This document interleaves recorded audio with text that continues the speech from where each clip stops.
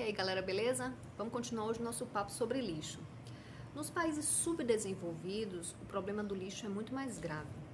Entre gestores públicos, sociedade civil e empresas, estamos todos meio sem noção ainda da gravidade do problema. Na verdade, nós até podemos ter uma noção do quão grave é, mas a nossa efetividade no enfrentamento desse problema, a nossa adesão a práticas de enfrentamento a esse problema, mudanças de hábitos, a implementação de políticas para o gerenciamento dos resíduos ainda é muito baixa.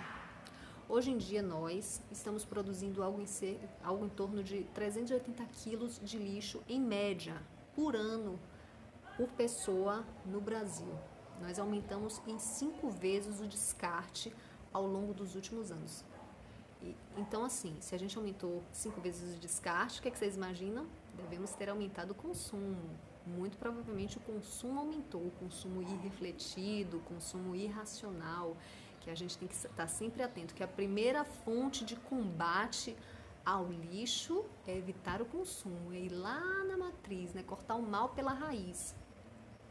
Então a gente já sabe, né? Se a gente fala de aumento de descarte, estamos falando de aumento de consumo, que a gente já sabe que essas duas ideias, nesses dois conceitos andam ali juntinhos, sempre lado a lado.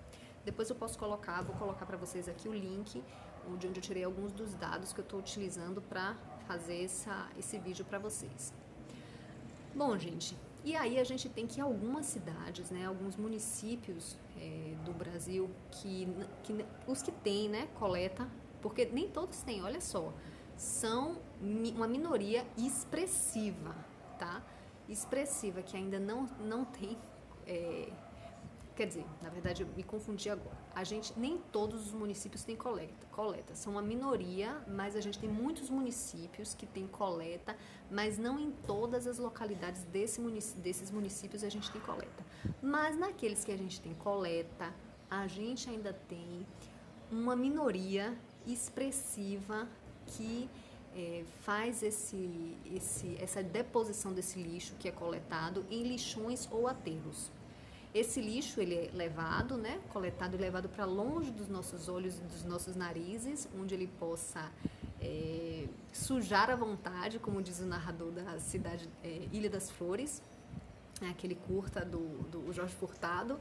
Ele é levado para aquele lugar inabitado, né, distante, periférico, e ele é deposto lá sem critérios, sem cuidados, né, sem um tratamento.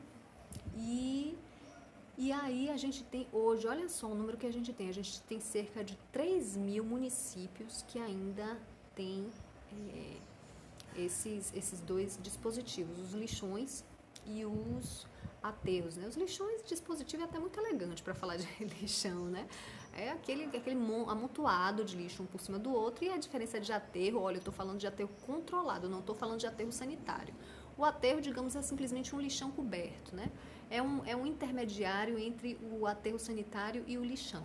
Porque o aterro sanitário, que a gente pode falar mais demoradamente no outro momento, já é uma tecnologia mais sofisticada, onde o lixo é compactado, o solo ele é impermeabilizado, para que o chorume não infiltre, não percole, esse chorume é coletado e ele é tratado. O chorume, lembrando que é aquele líquido preto que sai da decomposição, que é originado na decomposição da matéria orgânica, que a gente vê muito no lixinho de casa, ou para quem faz a sua compostagem em casa vê e aproveita. É um líquido precioso.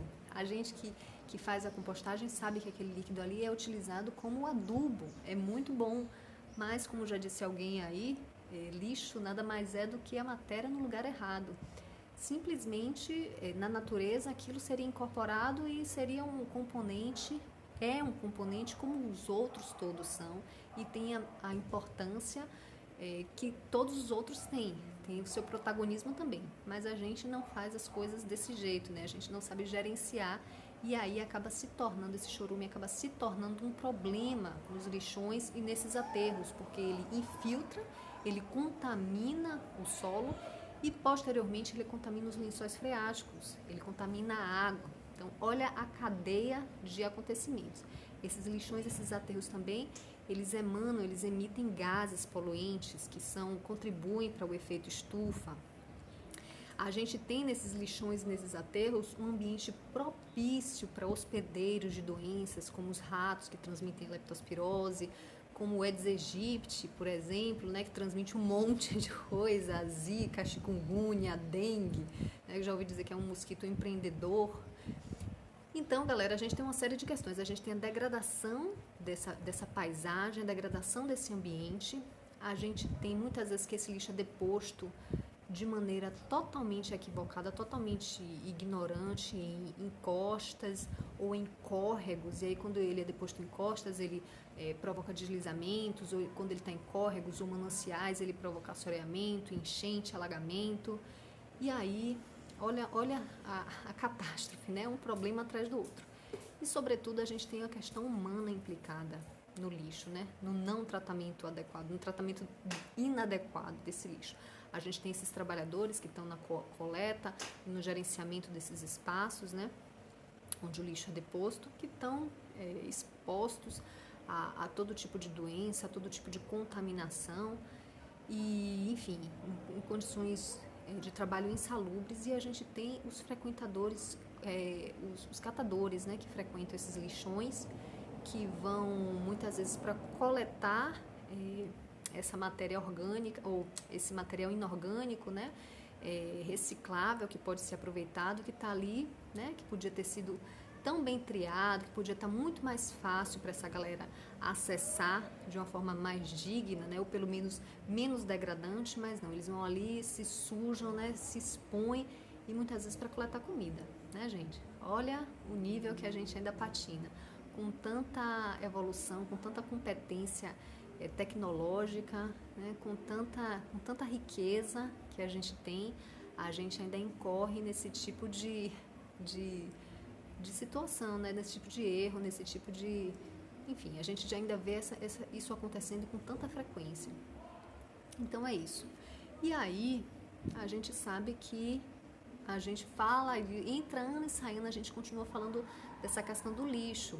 Mas eu não sei se vocês lembram que nós tivemos, em 2010, a implantação da Política Nacional de Resíduos Sólidos, né? E aí, o que foi finalmente essa política? O que foi feito dessa política? O que resultou? Foi boa? Foi positiva? Mudou alguma coisa? Né? Porque, afinal de contas, a gente sempre falando do mesmo problema e nunca muda, não é possível. Vamos falar um pouquinho mais disso no outro vídeo, beleza? Beijo grande.